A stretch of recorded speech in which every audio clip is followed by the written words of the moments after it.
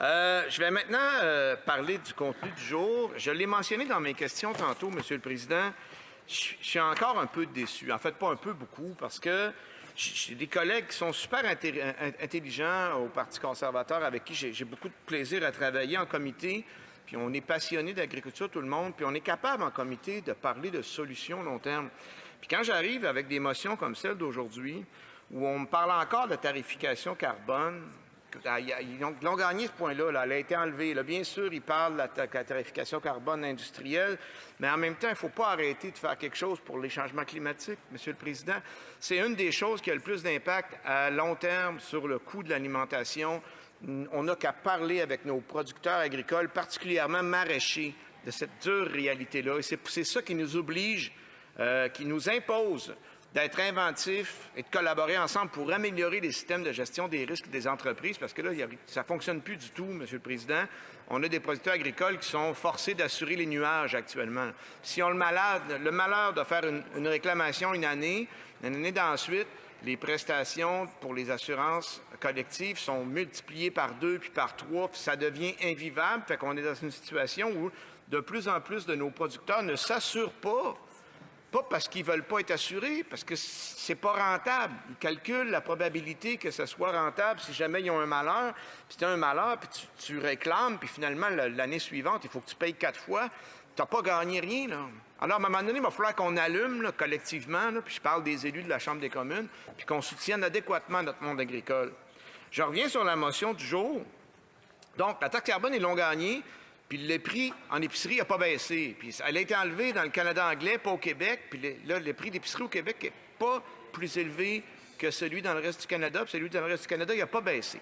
Donc, il faudrait arrêter peut-être de faire des associations faciles et populistes de ce genre-là, Monsieur le Président. On me parle d'une taxe inflationniste. Le déficit, ce n'est pas une taxe, mais je suis d'accord avec eux sur le fond. Le déficit, il n'y a pas de bon sens. Le déficit, il est atroce. Puis le déficit, à moyen long terme, c'est sûr. C'est sûr, Monsieur le Président, qu'il y a un effet négatif, parce que plus tu es endetté, plus tu pourras mettre une partie de ta charge, de tes revenus en intérêt pour rembourser cette dette-là. C'est vrai pour un individu, c'est vrai pour le gouvernement. Moi, ce qui m'inquiète le plus dans tout ça, malgré les beaux discours libéraux qu'on va entendre toute la journée, qu'on est là pour les gens et on les soutient, c'est que les augmentations de dépenses du gouvernement fédéral, toutes les transferts aux individus ou aux provinces, ma collègue parlait des pensions de vieillesse, on peut parler de l'assurance-emploi, qui est un système qui est complètement désuet, qui ne fonctionne pas, presque quasiment un travailleur sur 2 qui n'aura pas droit d'avoir des prestations alors qu'il paye. C'est des affaires qui n'ont pas de bon sens, que ça ne fonctionne pas. Bien ça a augmenté de seulement 2,6 % les dépenses dans ce secteur-là. Mais quand on va voir les contrats donnés aux amis des primes des firmes privées, pour avoir un avis d'étude, pour prendre des décisions à la place du gouvernement, alors qu'on a des ressources dans le gouvernement, mais ça, c'est une augmentation de 26 %.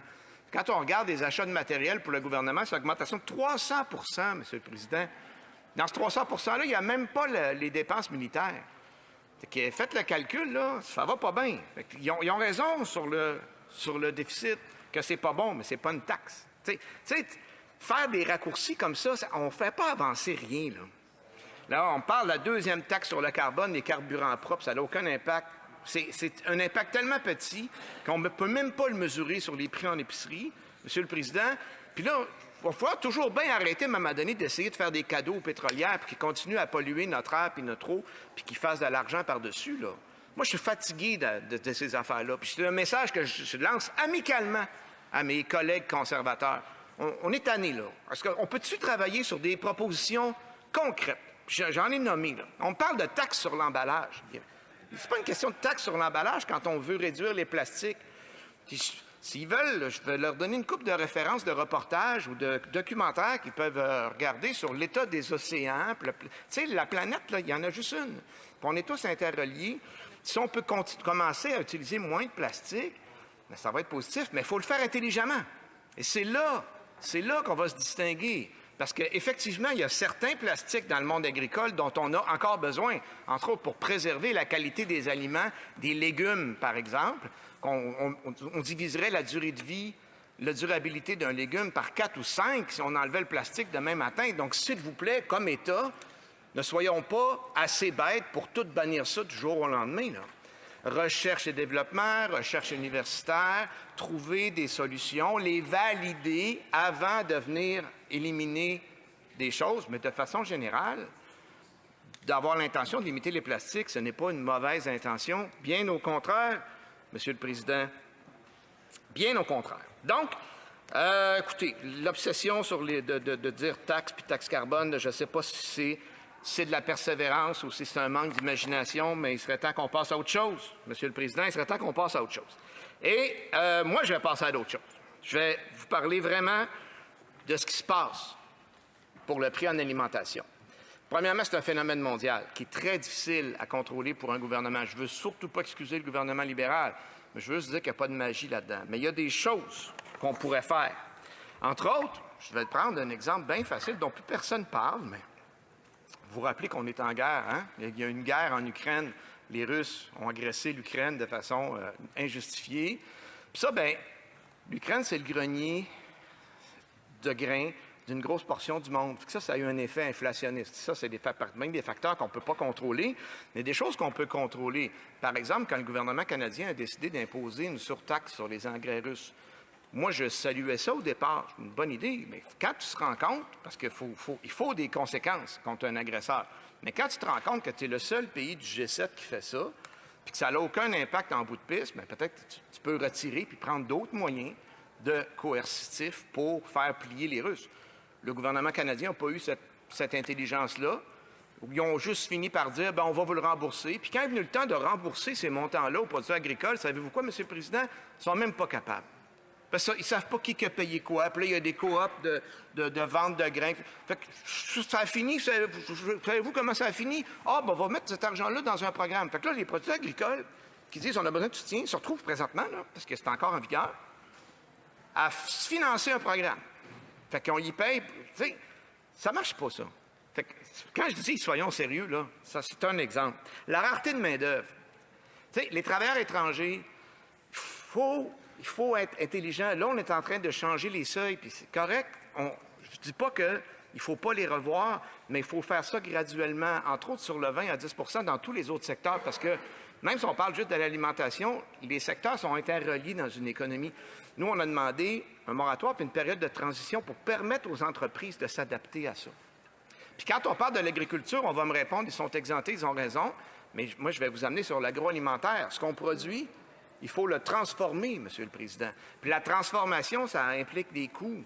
Et dans le domaine agroalimentaire, on a eu un projet pilote à 30 % de main-d'œuvre étrangère, on l'a redescendu à 20 %, puis on nous a parlé de le descendre à 10 %. Heureusement, on a eu la présence d'esprit de le laisser à 20 %, c'est un minimum. On pourrait le remettre à 30 %. Je vous invite à aller visiter des usines de transformation alimentaire, vous allez comprendre. Alors, tout ça, c'est des choses qui, indirectement, ont un impact sur les coûts en épicerie. La réciprocité des normes, Monsieur le Président. On ne peut pas continuer à exiger des normes extrêmement sévères à nos producteurs puis laisser rentrer de la scrap de l'étranger. Tu sais, à un moment donné, il va falloir qu'on arrête de niaiser avec ça, là. Puis on essaye de questionner ça, la réciprocité des normes. Puis c'est 3 agences différentes qui s'en occupent. Puis c'est comme quand tu essaies de parler à un ministre, c'est toujours un autre ministre auquel il faut que tu parles. On peut-tu avoir quelqu'un de responsable puis d'imputable puis commencer à régler des choses? Puis quand on parle de soutien à la population, ça, c'est des choses concrètes et rapides que le gouvernement peut faire. L'augmentation des pensions de vieillesse à partir de 65 ans, là, on peut-tu arrêter de niaiser avec ça puis le faire? Là? Tout le monde ici, là, si vous leur parlez en privé, ils vont vous dire « Ouais, ça arrête de l'allure, particulièrement dans le contexte actuel. » Bien, faisons-le. Là, il y a des positions politiques, puis il ne faut pas faire de points, puis ainsi de suite. On peut-tu travailler ensemble pour le bien commun, Monsieur le Président, pour le bien commun? Nos organismes d'État qui réglementent, l'Agence canadienne de l'inspection des aliments, l'ARLA, l'Agence de réglementation de la lutte antiparasitaire, il y a une inefficacité. On les reçoit cet après-midi en comité. J'ai hâte de leur parler, mais ça n'a pas de bon sens, les exemples que le milieu agricole m'amène, où j'ai des cas là, particulièrement là, où les scientifiques du gouvernement du Québec puis les scientifiques indépendants avaient une position, puis les gens de l'ARLA ne veulent pas l'entendre parce que ça vient des provinces. Puis on a parlé cette semaine de la suprématie fédérale. C'est vrai dans tous les domaines dans cette fédération-là, Monsieur le Président. Donc, soyons sérieux, travaillons pour le monde, puis arrêtons de faire des slogans populistes, puis travaillons sur les solutions pour baisser les coûts en épicerie. Merci, Monsieur le Président. Questions et commentaires. Questions and comments.